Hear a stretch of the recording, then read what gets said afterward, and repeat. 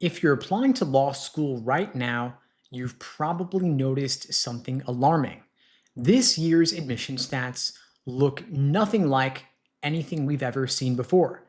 Applications have spiked as much as 25% year over year, over 50% over the past 2 years, and the number of people scoring 170 or above on the LSAT keeps climbing. And so if your GPA is under a 3.8, or your LSAT isn't sitting comfortably in the mid 170s, you cannot ignore what's happening because these trends will shape your entire admissions strategy over the next few months, whether you like it or not. And so today, I'm going to break down why this is happening, what it means for you, and the practical steps you can take even in one of the most competitive cycles in years. Typically, admissions data moves slowly. A GPA median nudges up by 0.01 or 0.02. An LSAT median sometimes edges up by just a single point, nothing earth-shattering, but this year it is a totally different story. The number of applicants climbing into the high-score LSAT ranges is exploding. In particular, let's start with the biggest shift, GPA inflation. Every year, the American Bar Association releases the updated 509 reports for every single accredited law school. And over 60% of law schools raised their median GPAs. Schools that used to hover around a 3.6 or a 3.7 are creeping toward a 3.8 or higher. Several schools increased their GPA medians by 0.1 in a single cycle. That is massive. If you had a 3.7 GPA last cycle, you might have been above the median at a top 30 law school, but this cycle, you could be below median at the exact same school without changing anything. And in one particularly striking pattern, schools that used to sit comfortably in the high 3.6 range are now quietly inching toward the 3.8 territory. This is the kind of jump that reshuffles an entire admissions landscape. And so let's talk about what's causing it. There are a couple of driving forces. The first is undergraduate GPA inflation. Schools are giving out A's like never before. It's out of control, and this inflates GPA for applicants across the entire country. There's also competitive pressure among law schools. Schools watch each other's medians obsessively. If School A bumps up its median, School B does not want to look soft, so they raise theirs too, and that's how you get a cascade effect. And if rising GPAs wasn't enough, there is another major factor pushing the whole cycle upward. In particular, law school applications are up at the moment 25% compared to this time last year. Not a normal spike, not just a strong cycle. This is a historic surge. For context, the 2020 pandemic cycle was huge. In 2016, we saw the Trump bump. In 2008, we saw the mortgage crisis leading to another bump. And this year's increase is on par with or even surpassing all of those previous examples. Historically, law school interest skyrockets during presidential elections, economic uncertainty, periods of political polarization, and moments of career instability, and we're in the middle of all four. When you have higher applicant volume, that means more competition, fewer seats per qualified candidate, higher GPA and LSAT medians, and tougher scholarship negotiations. And speaking of the LSAT, there is a lot of LSAT score inflation. The rise in scores is caused by more frequent LSAT test administrations, more accessible prep, expanded accommodations, remote testing, and better awareness of retaking opportunities. But we have a new twist, which is more people scoring in the top band of 175 plus. And because the applicant pool is bigger, combined with the LSAT score inflation, it's a compounding effect, which means way more absolute numbers of people breaking into the 170, 175 plus range. That means there are hundreds or even thousands more applicants in the 170 plus range. And so if you're targeting top 14 law schools, if you want major scholarship money, you want schools with stricter, higher LSAT medians, this matters a lot. And on top of all of it, the writing sample might soon be scored. Right now, it's unscored, but it is attached to your LSAT file. And maybe in the next few years, possibly next cycle, LSAC may start scoring the writing sample as well. This would be a timed, graded essay that every school will see, where You can't have AI, you can't have ChatGPT helping you out with it. The earliest possible date this could occur would be after June 2026. And if that is confirmed, writing skill becomes another quantifiable score, another admissions factor, and another piece of LSAT prep that you cannot ignore. And if you are a strong writer, that could help offset a borderline GPA or borderline multiple choice LSAT score. And so, what does all of this mean for you? It means this cycle is not normal. It is not a blip. This is a structural shift. And so if your GPA is no longer competitive when it might have used to be, the LSAT matters more than ever. It is the last objective standardized metric that admissions relies on, and scholarship money will be harder to get without that high LSAT score. Now, a 173 is not what it used to be. A couple of years back, a 173 put you in the 99th percentile. Now you've got to get a 175 to be in the 99th percentile. And your GPA is probably pretty fixed at this stage, so the LSAT becomes your lever. It is still the easiest variable for you to change dramatically. And so if I were applying to law school right now, here is exactly what I would do. First, I would pull the latest ABA 509 reports, not from last year or from 2 years ago. You want to look at this year's LSAT medians. You take your target law schools and recategorize them into a list of reach schools, target schools, and safety schools based on current numbers. Second, if your GPA is below the median, if you had a dip due to a personal issue, write a concise addendum, but only if you have a real reason like illness, family responsibilities, financial hardship, work obligations. If you have an upward trend, that's good to call out. If you took a tough major or had rigorous coursework, a clear, concise addendum can soften the impact of a lower GPA, but only if you do it correctly. Now, you also want to negotiate your scholarships strategically. Competition is going to be rough, but if you are above a school's LSAT median, they're still going to want you. Even with GPA inflation, schools need higher LSAT numbers. If you have more offers, you have better leverage to negotiate those scholarships. You also want to consider retaking the LSAT if you're anywhere near the margin, because a few more points could push you over a median threshold, help you get scholarships, and bump you into a new score band. So it is worth retaking if you want to be in the running for better law schools. And applying later is worth it if you can improve your score. In other words, better to apply later with a higher LSAT score than earlier with a lower LSAT score. And this cycle is one of the most competitive in recent memory. Higher GPAs, higher LSAT scores, more people applying. So if you're feeling caught in the middle of all this, you're not alone. But this is a cycle where smart strategy wins. Your LSAT score is still the single most powerful lever you control, and your school list has to reflect this year's competition, not last year's. If you adapt to this new competitive landscape, you can still get into your target schools, get real scholarship money, and a competitive offer package. This cycle might be more intense, but with the right approach, you can still win. Thanks for joining, folks. I see a ton of questions here in the chat. I will get to as many of them as I possibly can. Just keep those questions coming, drop them in. I'll get to every single question that I have time to get to. I'll try to cover literally every single one, so stick around and I'll get to yours. I'll scan back through the chat and keep them coming as they drop in. I'll get to them. XX is asking, can I do more classes on reading comprehension for January test takers? Absolutely. We did reading comp in depth. I don't know if you were here yesterday, but check the recordings on the YouTube channel under the live tab. Yesterday's hour-long LSAT class focused on reading comp. We're taking a break from reading comp today, but we could come back to it possibly tomorrow if enough folks are interested. Rose, glad you found it helpful as well. A lot of questions coming in on TikTok. Welcome, TikTok folks. I'll get to your questions as well.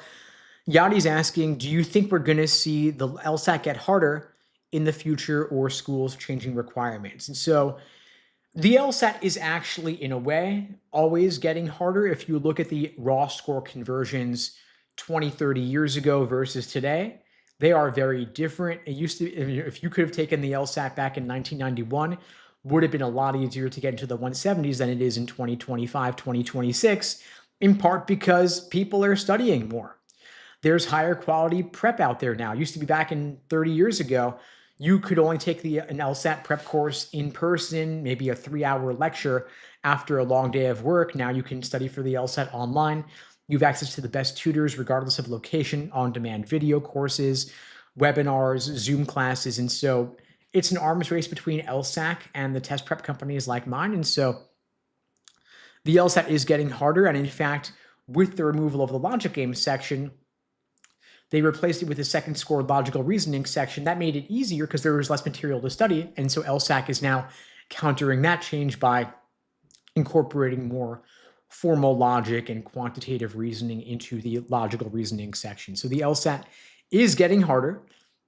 And as far as schools changing requirements, they're changing the type of LSAT score and the GPA they require, but they're not changing the nature of the requirements, just the difficulty level or the bar that you have to meet. Natalie's asking, can you show or demo how to read LSAT passages? I forget what I read. So yesterday's class, we went deep on LSAT reading count passages. I went through the structural approach, the skeleton approach, but I can definitely go over some more concrete examples in future classes. SGA free throw bait's asking, I have a 3.72 GPA. If I score in the 170s, do I have a shot at a T14? Yeah, absolutely. I mean, a 3.72 GPA puts you below the LSAT medians for the T14 law schools. Their GPA medians are all 3.8, 3.9, but you can counter that as a so-called split by having a higher LSAT score to compensate. You do want to get above a 173, 175 to counteract the GPA, but very doable to get into a T14. I would blanket them, though. I would apply to literally every single one to maximize your odds. Excuse me. Junior Fingers asking, what do you think about the potential LSAT removal? And so law schools, for the most part, do still require the LSAT for admission. There are some schools that have gone LSAT optional where they will take the GRE, for example, but hardly anybody gets in with a GRE score. That's usually a very particular circumstance. For the most part, it is your LSAT score that is the biggest factor. And so I think that applying without an LSAT score, you're probably doing yourself a disservice because your GPA is pretty fixed at this point in time, and your LSAT score is the biggest possible needle mover to maximize your odds of getting in and also getting scholarship money. So I would still apply with an LSAT score, even if it's not required. It's an asset to your application to boost your odds of getting in and also getting scholarship money. And so I would highly recommend that you apply with an LSAT score, even if it's technically optional. Linda's asking, do schools know if you had accommodations? No, they do not. And so if you get extra time accommodations or extra breaks, law schools will not know that you got those accommodations. They're not allowed to disclose that. LSAC does not include that particular detail on your application and so or your score report. So law schools will not know that you got accommodations. Italian Stallion's asking, is a 3.93 considered a good GPA? Everyone says different things online. So if something is good or bad or enough or not, it's all relative, right? So a 3.93 is good in that it's above average, of course. It's also above most law school LSAT medians. And so even the T14 law schools, the top 14, like Harvard, Yale, Stanford, Columbia, Cornell, NYU, and so on, their GPA medians are all 3.8, 3.9. And so 3.93 is above the GPA medians. And so for that reason, it is good. To have the best possible outcomes, you match a killer GPA median with a killer LSAT as well. So still aim for the highest possible LSAT regardless. Chris is asking, can I write about logic games in my essay section? If you're meaning like your personal statement, like your application essays, I mean, sure, you can write about technically whatever you want. It's a question of what is the best story that you can tell in your applications to make them like you and make them want to accept you. I'd be surprised if talking about an LSAT section that is no longer on the exam is the best possible story that you could tell, but surprise me. I mean, it's all in how you do it, not what you do, right? So it's all in the execution, not the idea. So I could imagine a world where it's possible that you write a good essay about logic games, but remember, it's got to be personal. So I would advise against it, all else being equal, but if you can share more, I can give you more of a concrete take on it. Sauce Gods is asking, I'm taking the LSAT in February. Should I take the GRE as well to also add to applications? Probably not. It's hard enough to study for the LSAT. Why study for the GRE on top of that? I mean, better to focus on one particular exam, master that exam, than dividing your efforts across two and doing less good at each one. I would recommend aiming for the highest LSAT score possible. And so that means by definition, you are going to have to exclude other tasks and responsibilities from your limited time. And given that the LSAT score is the better way to get into law school to maximize your odds, since it is the law school specific exam, I would say don't devote any attention to the GRE, just master the LSAT. All law schools also like the LSAT because it helps them boost their standing in the US News Law School rankings, right? And so for that reason, you're going to help them more and in turn help yourself more by getting a higher LSAT score. Don't divide your energies across multiple exams. Anne's asking how to not stress about scores. I'm aiming for a 160, and I have a 363 average as a STEM major, or GPA, I'm assuming. And so how to not stress about scores. I think to some extent stressing about LSAT scores is normal and to be expected. I think the way that you mitigate stress is by proving to yourself that you have what it takes and that you're likely to hit your goals. And so if you are aiming for a 160 LSAT score and you had gotten a 160 or above on several recent practice tests, then you would not be as stressed about the actual because you would know that you were capable of it. And so you take several practice tests where you hit your goal, and then you're not as worried anymore because you know that you can do it. And if you want to reduce some of the stress associated with the LSAT, you register for the next LSAT test date as a backup. So let's say you're aiming for the January LSAT, you sign up for the February LSAT as well, just for peace of mind, not even planning to take it. But if you have February on your agenda, and you know that that's your backup test date, you then know it's not all riding on January in particular.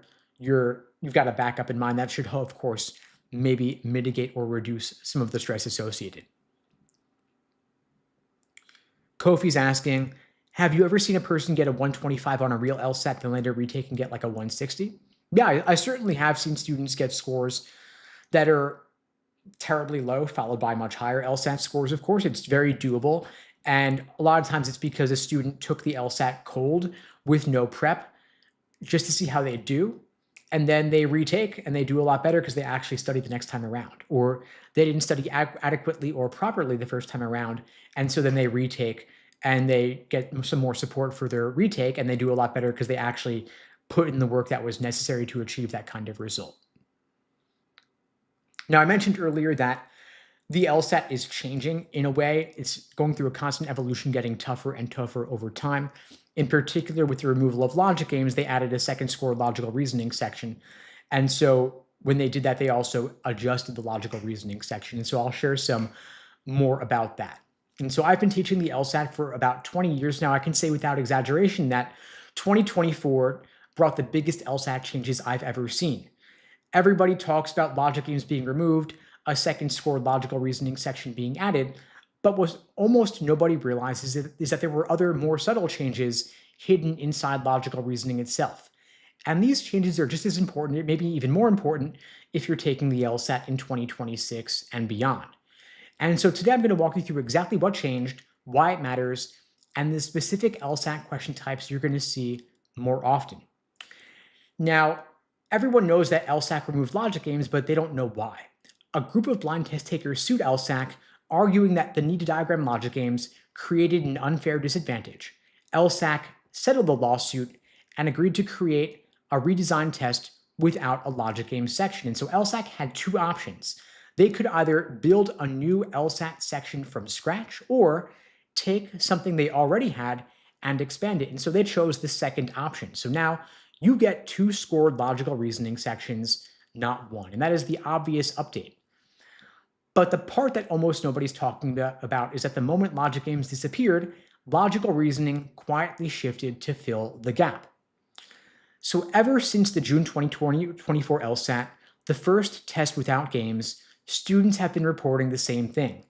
LSAT logical reasoning now has way more questions involving formal logic and conditional reasoning than ever before.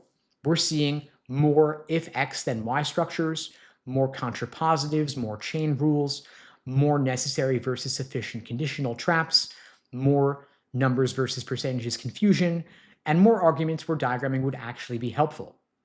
LSAC is exploiting what I call a logic loophole. Because while they removed the logic game section, nothing in the lawsuit prevented LSAC from testing logic games concepts inside logical reasoning instead. And so they didn't break the rules. They did remove logic games, but they shifted the location of those concepts being tested. And so when I'm talking about formal logic or conditional reasoning, I'm talking about questions built around statements like, if XA happens, then B must happen, or if only X, then Y, or no R's or S's. And so these often link together, like if A, then B, if B, then C. Therefore, if A, then C, you could feel the conditional chain starting to form. And technically, these are still logical reasoning questions with short paragraphs, one question each. But inside those paragraphs, you'll sometimes find structures that look a lot like mini logic games. And for the average LSAT taker, somebody who's under pressure, working quickly, the mental load is almost too much to hold in your short-term working memory. And so that's why diagramming becomes useful again. And these are not imaginary trends or some radical new question type. They come straight from official LSAC material.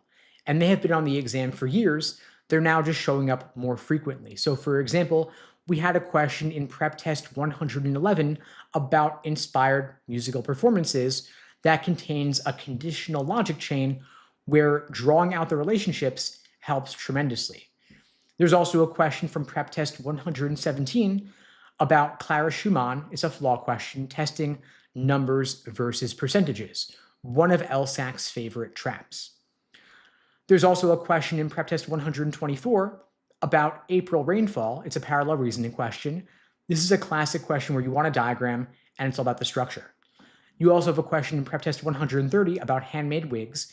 This is a sufficient assumption question where a single missing link in the chain makes or breaks the argument. And these are scattered across dozens of exams over the course of several decades. These question types have always existed, but LSAC is now just showing them more often. Now, LSAC loves to say diagramming is not required, and technically that is true. But in practical terms, for most people, diagramming makes all the difference between guessing and understanding. When you have multiple conditional chains, overlapping rules, subtle distinctions between necessary and sufficient conditions, and tricky number percentage twists, your brain can't hold all of that in while you're under test day pressure. That is cognitive overload. And that's how you get lost in the weeds. And so even without logic games, diagramming is still a great high-performance strategy. And will there be another lawsuit about this diagramming type questions that are being, but the lawsuit was about diagramming games, not diagramming logic. And so LSAC still has significant flexibility within the logical reasoning section. So for now, the loophole still stands. And so going into 2026 and beyond, there is every reason to expect these trends will continue. And so if you're taking the LSAT in 2026 or beyond, you want to train more heavily in conditional reasoning, contrapositives, chains and inferences, numbers versus percentages, formal logic structures, parallel reasoning, and necessary assumption, because the most common high-impact question types in logical reasoning are still necessary assumption, inference, and flaw. These three show up way more often than anything else. So you always want to master these deeply before spending time on the lower frequency categories. Not randomly studying, you want to upgrade the quality of your prep so that you're not blindsided by a new version of logical reasoning. Again, these are not some wild new question type out of nowhere. The examples I gave go back 25 years or more. The change is only in the frequency and placement of these concepts. You'll see them being tested more often in the scored sections, and you will definitely see them in the unscored experimental section, which is LSAC's way of testing future trends. If you understand this shift, it gives you a massive advantage over students who are still studying the LSAT of 2019. So the LSAT will continue to evolve, but the core skills that matter, reasoning, precision, clarity of thought, these are the same ones that law school and real legal work demand. So if you train those deeply, strategically, and intelligently, you will adapt to whatever LSAC throws your way. And by the way, folks, if you'd like my help, I'm offering free LSAT tutoring lessons to everybody out there watching this right now. You can book that call with me at unpluggedprep.com/start. Link is below the video on YouTube, pinned in the chat on YouTube, and in my bio on TikTok as well. That's an open offer to anybody watching this now or later. Not sad is saying that they can't hear me. I haven't heard any issues with others. Can anybody else? Is anyone else able to hear me clearly on YouTube? I want to make sure my mic is coming through okay. Got a question from Greg here asking, should I write an addendum for getting an increase on my second attempt at the LSAT? No need to. It's not a requirement, of course. If you had a really significant jump in your LSAT score, then yeah, of course, I would recommend writing the addendum, but you don't need to. Law schools, if you ask them, will always say, yes, write an addendum, but they just kind of want to get rid of you. And the easiest way to get rid of you is to just tell you, yes, write the addendum. But for the most part, you don't really need to. It's an optional nice to have, but not necessary by any stretch. Can someone just confirm for me that the mic is coming through okay, that the sound is coming through okay? I want to make sure that my audio is coming through.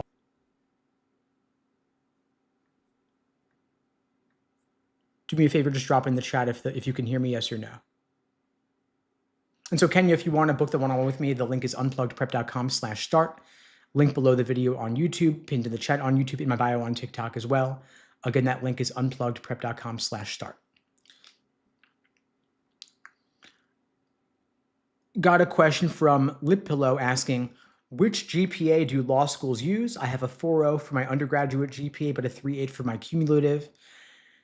And so law schools are using your undergraduate cumulative GPA, that for undergrad specifically, nothing else. And so they're not looking at your master's GPA, your graduate school GPA.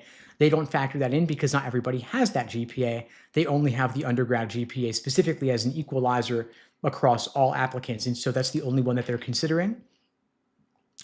But if your GPA is not what you wanted it to be, of course, you can compensate for it with a higher LSAT score. So as a so-called splitter applicant, if your GPA was low, but a 4.0 undergraduate GPA is not low. That is a fantastic GPA. If you match that with a killer LSAT score, you're going to be in a great position to apply to pretty much any law school in the country. Lib Pillow's asking, I'm a poli-sci major and picked up B's from Calc 1 and Calc 2 that I took in high school for fun. I completely understand that situation. If it's on your undergraduate transcript, then it will impact your undergraduate LSAC GPA. So you just want to get a higher LSAT to compensate. That's kind of always the answer. Anne's asking, what if it's your last LSAT attempt and you cannot retake the LSAT? This cycles back to the earlier question about stress, right? So then you just want to go in with high practice test average scores. And so if you could take the official LSAT knowing that you had a really great practice test average going in, then you wouldn't be as stressed. So keep studying, give it your all, get the highest possible LSAT score that you can on your practice test, and that will mitigate the stress. Of course, you could also go for mindfulness meditation, relaxation tactics, focusing on your breath, box breathing, all of that can be helpful as additional tools to reduce any stress associated with the LSAT. I would recommend even just 2 to 3, 5 minutes a day over time could have a really significant impact to boost up your confidence in yourself and reduce your stress associated. Hannah's asking, how do you get off the wait list? So you could retake the LSAT to get a higher LSAT, make your application stronger. You could also, what else could you do? You could write a letter of continued interest, reiterating your interest in the school, giving them updates on what you've done since you initially applied. If you have any new awards, if you've raised your GPA, if you have a new rec letter to add or a new accomplishment at work, all of that could help show law schools that you are an even stronger applicant. So you might want to look up letter of continued interest and maybe write one as well. Keep it concise, matter of fact. Don't bombard them. There is a sweet spot. Reach out to them at maximum once a month. Nothing more than that. You don't want to overwhelm them or look creepy. You don't want to stalk them. So keep it moderate. Davion's asking, where do you see T6 median GPAs being by 2029? So assuming that nothing changes, I expect current trends will continue. And GPA inflation is crazy. GPAs just keep rising. And so I could see a world where in the next couple of years, the T6 GPA medians are all 3.9 to 4.0. maybe even 4.0 across the board. I see that being possible just because GPA inflation is crazy, and that trend will continue, I think, as folks take easier classes and colleges across the US continue to just give out easy A's because they don't want to have arguments or fights with anybody. And with the rise of accommodations as well, like extra time accommodations on university exams, there was a recent article in The Atlantic called Accommodation Nation, talking about how schools like Stanford, for example, 38% of undergraduates are labeled as having a disability of some kind. And so if 38% of college students have disabilities when these are meant to be top performers, that tells you something is a little bit off in terms of the extent of accommodations. And those accommodations help contribute to GPA inflation, rising GPA medians. And so I do think that T6 median GPAs at the top law schools being 3.940 is not crazy if currently they're already 3.839. The tutor James is asking, what camera am I using? I'm using a Sony ZV-E10 webcam that doubles as a 4K camera, and so that's why I'm getting pretty good camera quality, I think. I figured if I'm doing these lives every single weekday, might as well make the video quality as sharp as possible. And by the way, folks, if you find these lives helpful, I do this every single weekday, same time, same place, 2 p.m. Eastern, 1 Central, 11 Pacific, on YouTube, on TikTok. If you find this helpful, please spread the word. The only way this grows is through word of mouth. Now, the algorithm doesn't really boost these lives because they can't run ads during them, and so I really appreciate your support in helping to get the word out. Lauren is asking, I had to get my LSAT test date moved to February for accommodations. Do you think that is too late? Definitely not. The February LSAT is not too late. Neither is January, of course. Better to apply later with a higher LSAT score than earlier with a lower LSAT score. And that applies even if you're looking to go to a top 14 or top 6 law school like Harvard Law, for example. And so I'll share some thoughts on that. So getting into Harvard Law or any T6, T14 law school for that matter is not about being the smartest person in the room. It's not about grinding 18 hours a day. And it's definitely not about rewriting your personal statement 12 times or magically fixing your GPA senior year. It is about understanding how the law school admissions machine actually works and then using that system to your advantage. But most people don't do that. They spend months optimizing things that barely move the needle, wasting their time, and then they wonder why the answer is waitlist.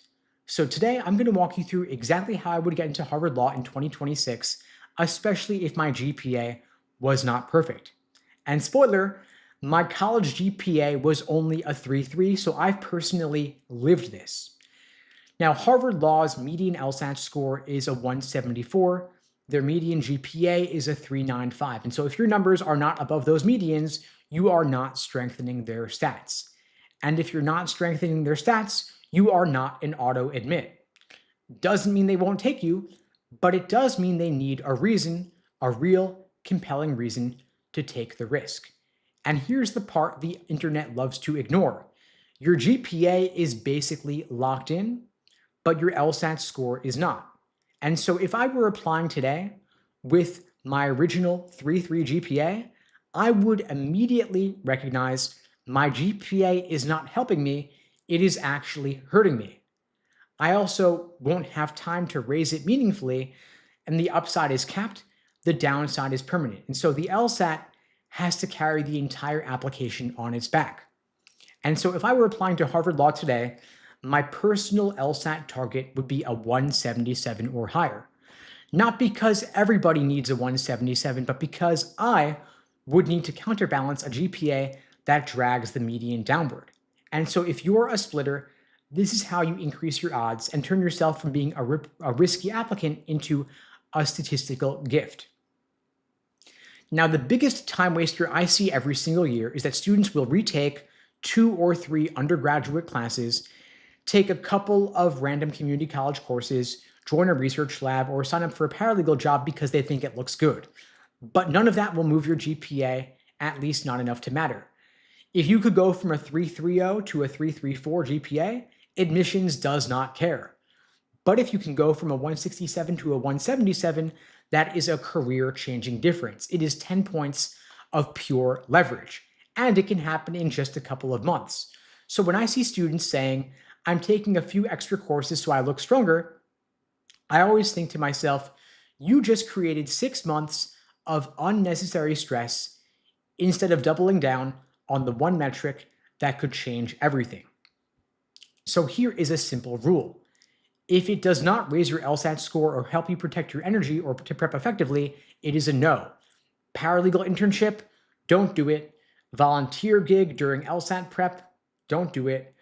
Rewriting your personal statement for the 9th time or agreeing to 3 new social commitments every weekend, all of that is a hard no. These things might feel productive, but they are procrastination in disguise. But the upside of studying for the LSAT, getting a higher score, is absolutely worth it. Getting into a top 14 law school, getting 6 figures in scholarships, it's worth the investment. Law schools have 2 priorities: to protect their LSAT medians and to protect their GPA medians. Everything else, like your essays, your background, your work experience, comes only after those 2 numbers are strong enough. Now, a couple of key facts that most applicants miss. Schools use your highest LSAT score. They do not average multiple LSAT scores, and they don't penalize retakes. A 3.9 in art history is weighted the same as a 3.9 in mechanical engineering. No curve, no context, major doesn't matter. And schools love splitters, folks with high LSATs and low GPAs, because the splitters will raise the LSAT median even if they chip away at the GPA median. So your LSAT can outweigh your GPA, but only if it's high enough. A 172 with a 3.3 for a T14 is going to be tough. But if you have a 177 with a 3.3 GPA, you're still helping them. So if I were studying for the LSAT today, aiming for that 177 for Harvard Law, here is the system I would follow. It is the LASER approach. This is the cornerstone of my LSAT courses and coaching programs and the study plans we build for our students. LASER is an acronym standing for Learning, Accuracy, Sections, Exams, and Review. L is for learning, where you master the fundamentals first. You've got to understand how arguments actually work. Premises, conclusions, assumptions, flaws, patterns. You start off with the 3 big logical reasoning question types: necessary assumption, inference, and flaw. Then the 500-page textbooks drown you in theory you'll never use. Throw those away. Give them to your worst enemy. It's hard to get through those. Use short, bite-sized resources instead. Then we have A for accuracy, where you drill by question type, untimed at first, uncomfortably slow, only once you understand the basics. After each question, you want to ask, why was the wrong answer wrong? Why was the right answer right? What trap did I fall for? Did I misread something? Did I make an assumption not supported by the passage? Did I guess? And you want to be honest. A guess, even if you got it correct, is still a mistake because it could have gone the other way, so treat it that way. Next, we have S for sections, timed full 35-minute sections, no distractions, no breaks, on the computer, not a book, since the LSAT's on a computer. For pacing, you want to aim for the first 10 logical reasoning questions in about 10 minutes. Then you build up a time bank where you can slow down on the harder ones. If you get stuck for more than 45 seconds, you flag it, you skip it, you move on, you come back later. Then we have E for exams and endurance, where you're doing full practice tests to build your stamina, your consistency, test day confidence, emotional endurance, and you build up your ability to bounce back after a hard passage. In the final month before test day, you want to aim for several full exams, ideally 1 or 2 a week, so that you're doing 10 at least by test day itself, so that the exam is like another run-through. Then finally, you have R for review. And this is the secret weapon almost nobody uses properly. You want to ask yourself, where exactly did I go wrong? Was the mistake in the stimulus, the question stem, or the answer choices? What pattern does this mistake fit? Have I made this mistake before? And how do I prevent it next time around? Because the LSAT repeats itself. And once you start seeing the patterns, your score jumps quickly. Now, most people pick a test date kind of arbitrarily where they just want to be done with it. Or they say, I feel ready, or I want to be done by January or February, or my roommate's taking it then. But instead, you want to reverse engineer your schedule the way you would plan a product launch. So you set weekly goals, you set clear drilling targets, you set a number of timed sections you want to hit, a number of full exams you want to hit, and you want to set aside at least 3 weeks for full-length practice tests. You also want to build in downtime to avoid burnout so you're not cramming. And so if I were applying to law school, Harvard specifically in 2026 with a low GPA, I wouldn't try to round out my application or build shiny resume bullet points.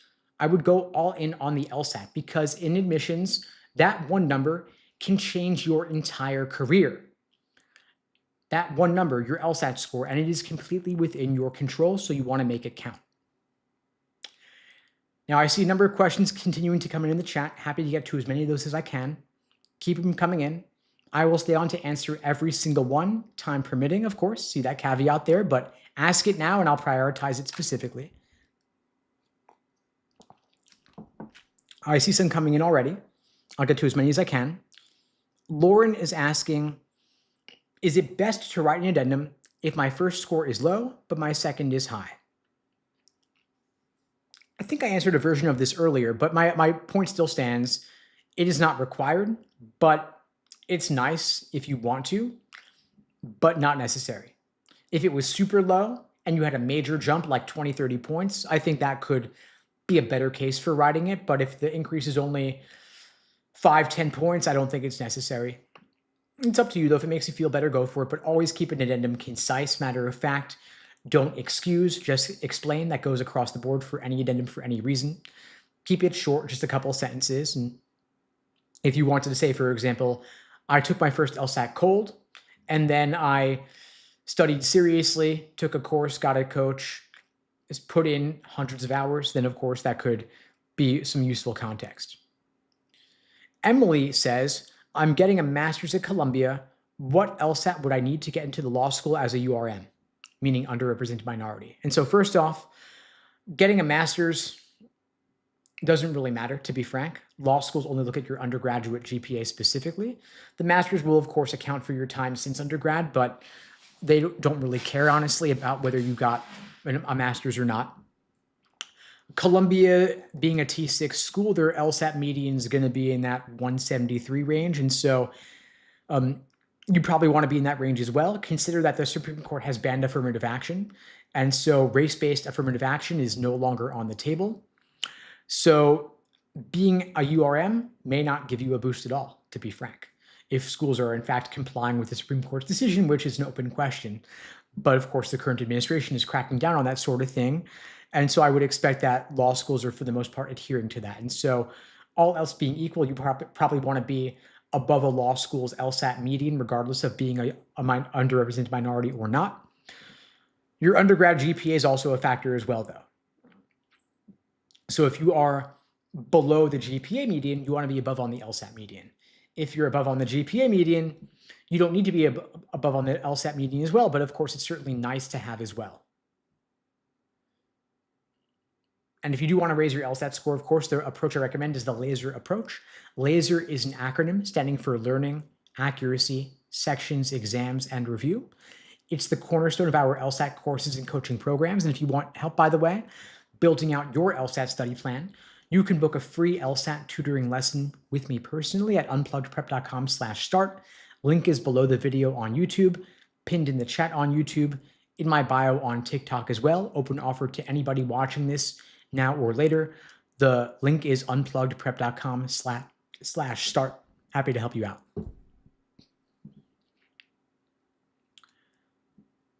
Ray's asking, would I still have a good chance to get into a top law school if I'm not a KJD and have a master's? KJD being kindergarten to JD, going directly from undergrad into law school with no gaps, no work experience. And so do you still have a chance of getting into a top law school? Yeah, I mean, being a KJD or not doesn't really matter. Having a master's or not doesn't really matter. The law school admissions process is primarily your LSAT score and your GPA. It's numbers driven, unlike undergrad admissions. And so all of those factors don't matter one way or the other. There are benefits to being KJD. There are benefits to having a master's, but ultimately it ends up being a wash. You just want to have the highest numbers possible. To be frank, it's remarkably simple. Alexis, glad the videos have been helping. I really appreciate the kind words. Keep watching, keep spreading the word. The only way this grows is through word of mouth. Abel's asking, Most schools ask for a character and fitness statement. Do you recommend writing a statement for a misdemeanor charge from 2009? Might this negatively impact my chances of getting in to a quality school?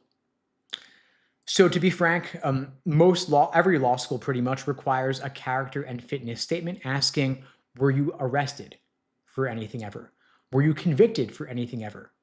Then they also vary about asking misdemeanors versus felonies. And the questions differ based on the state because state bars ask different things when you go before the bar for admission. You always want to look at the particulars of the question based on the school. And if you're applying to law schools in multiple states, you might have different versions of that very same character and fitness question. Answer honestly, answer truthfully. When in doubt, disclose. But having a misdemeanor charge, especially one from 16, 17 years ago, not a huge deal. Who you were back then is not who you are today. Better to have a misdemeanor charge from 15, 16 years ago than from this year or last year, because more time has passed, the more they're going to discount it. Look at the wording of the question. Ask about whether it's for an arrest or for a conviction. If you were only arrested but not convicted, if the charges were dismissed, you might not need to answer the question or disclose it, depending on the wording of the question. When in doubt, ask an attorney for advice. But overall, my suspicion is that if it's a misdemeanor and it's from over 15 years ago, probably not really going to hurt you. Of course, the particulars always make the difference. In other words, the devil's in the details. And so if it were for, let's say, for example, shoplifting is not as big a deal as an assault would be, or underage drinking is not as big a deal as forgery would be, right? So the nature of the charge specifically matters a great deal. But of course, include the details in your essay and talk through it with an attorney who can better advise you on the wording of the exact question.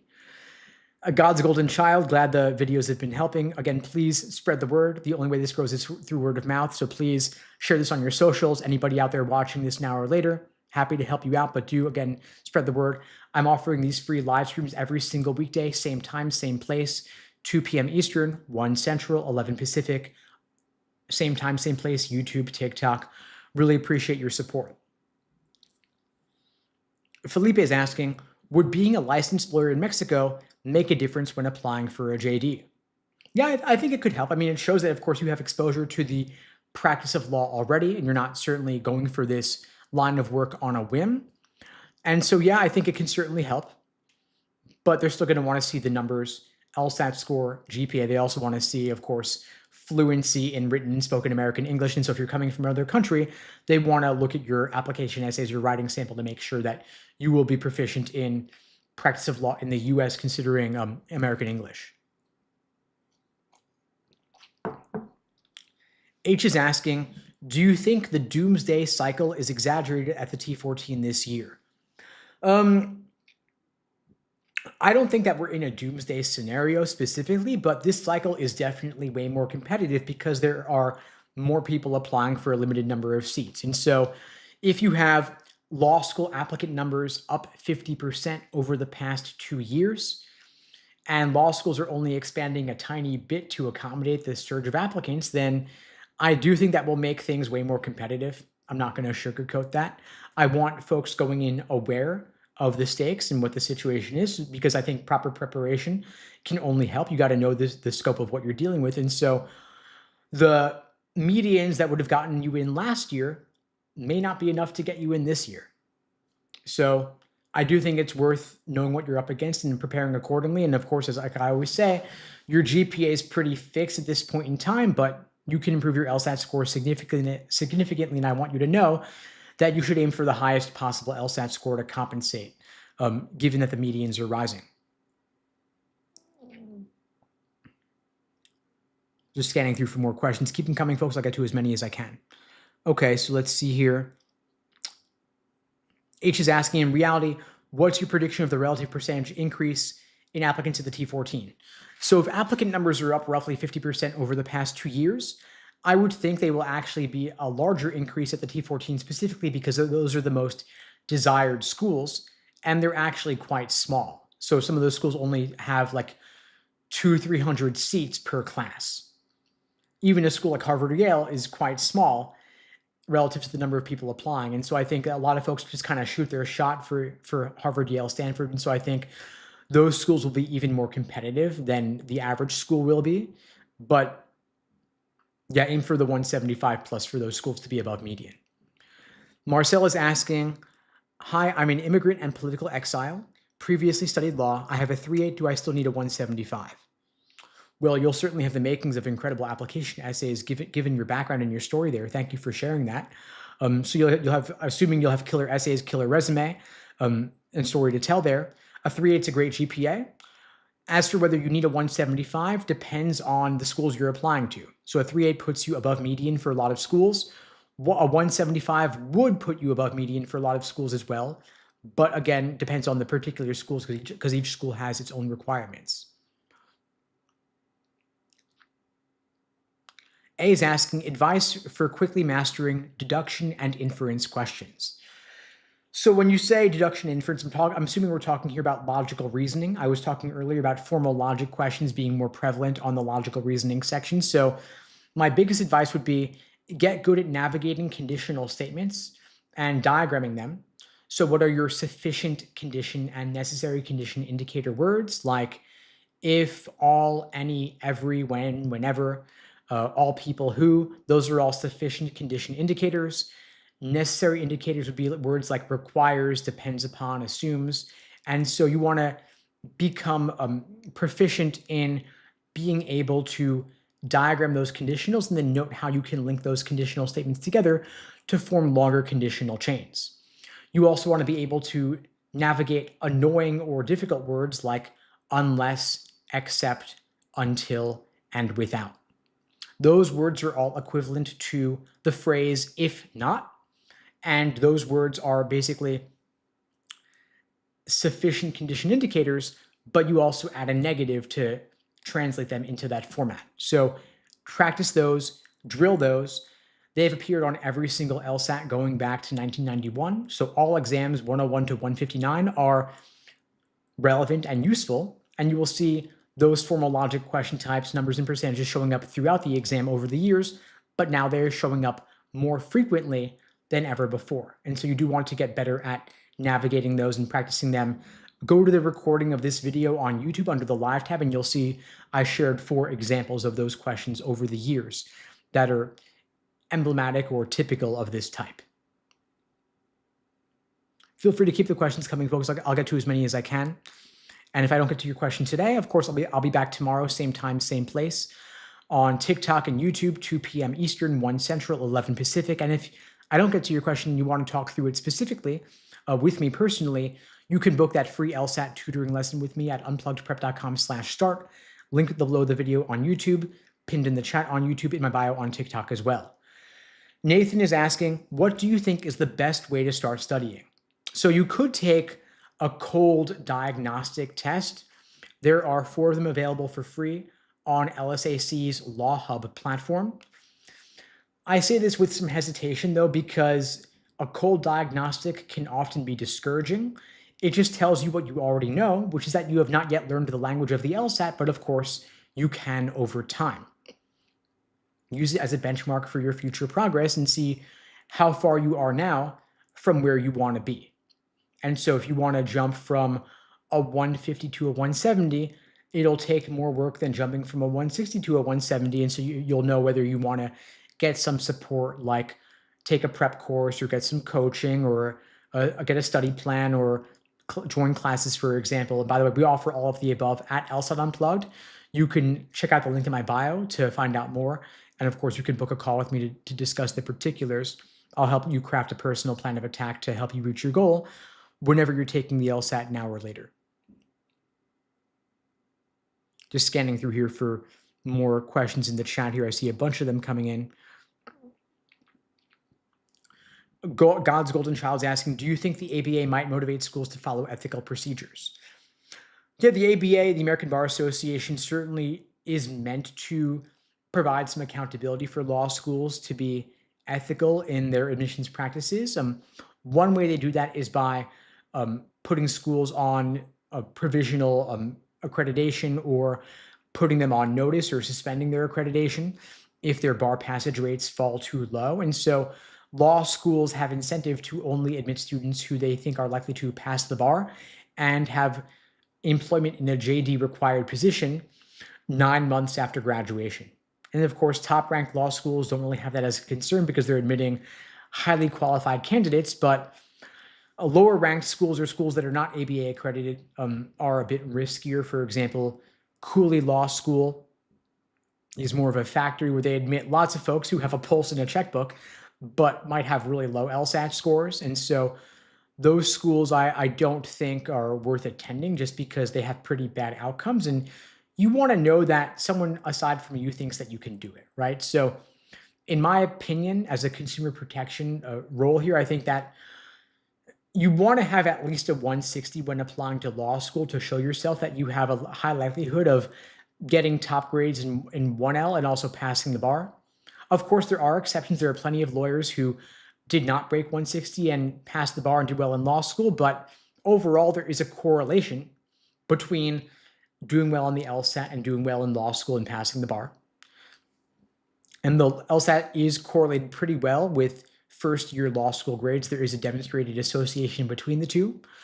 Correlation is not causation, of course, but I think the LSAT is, if you look at it, it's pretty well aligned with what you actually do in law school, reading and navigating difficult, dense text, identifying underlying principles and arguments, spotting flaws and such. And so I think if you look at the LSAT, both logical reasoning and reading comp, especially now that logic games is off the test, it's pretty clear what the connection is. And so I think it's worth giving it your all to prove that you can do it.